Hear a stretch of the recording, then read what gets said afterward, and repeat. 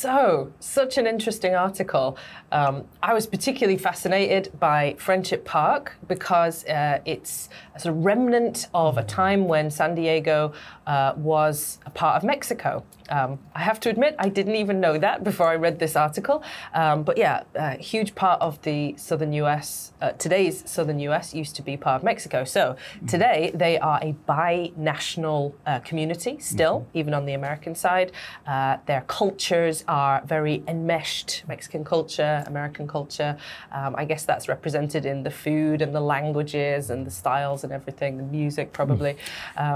Yeah, Friendship Park was used to be a beautiful place where Mexicans and Americans could sort of come together, meet one another, exchange ideas, talk quite freely. But then over the years, gradually thicker and thicker fences have completely divided this park into two pieces. So there is no way to even speak through the fence now until further notice. I'm guessing that probably means never now. But it was still really interesting learning about the history of this place and how it used to be. Yeah. That sounded really cool. Yeah. When they first had the token fence, the fence over there, had that unobstructed view, talk freely, and now it sounds like it's being built. So there might be very few areas where you can have those little peepholes and maybe stick your finger through or whatever. But it does sound like it's maybe closed to the public, and you might have to maybe be a little bit sneaky in getting up to those areas.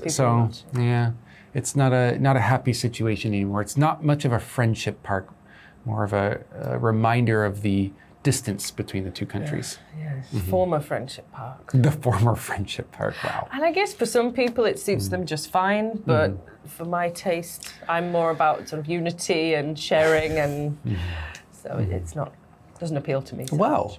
Since you're talking about unity and sharing, let's talk about this word enmeshed. Do you think your country's culture is enmeshed with any other country's culture? Tons and tons of them. I'm really into British history, so, going back to the very first peoples who ever lived on the islands of the UK, we were constantly invaded and visited by others. We started off with the Roman invasion 2,000 years ago, then when the Romans finally pulled back, then it was all the Vikings coming in constantly, then the Saxons and the Angles, and obviously the Celts. They are a Central Germanic tribe. And so Britain is just this mishmash of European cultures from the very north to the Mediterranean, and always has been. Yeah, and I mean, not to mention the international, people who immigrate there even nowadays. Oh yeah, I mean, the fallout from post-colonialism, the plus side for us is all the immigrants who come to us.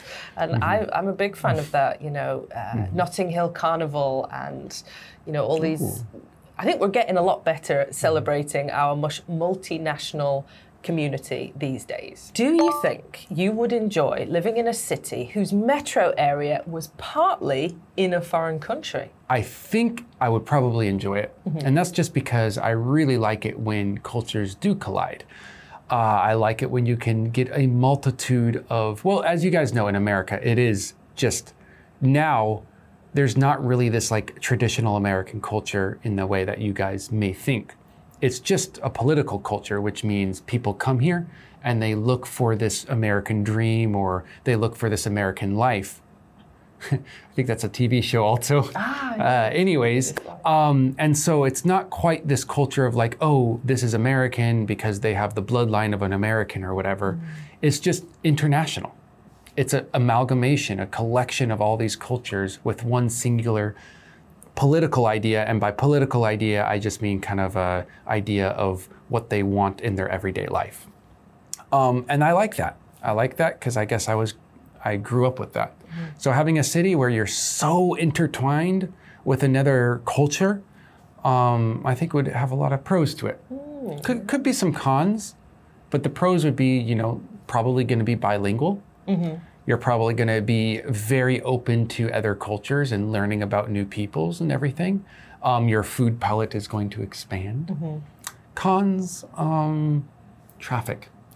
Border traffic, I think, would be a con. Yeah, it might be for commuters. I think it mentioned in the article, it was a hassle for the commuters having to cross the border every day. Imagine. Just hours of being like, oh, I'm just going to go to work. Let me wake up at 4 a.m. So I can get there by 10. To show my passport. And, I'm sure they have a fast pass system or something for workers. You'd hope so. You'd hope so. Get on that. Solve the immigration problems, America. Let's take a look at that vocabulary. See you next time. Bye.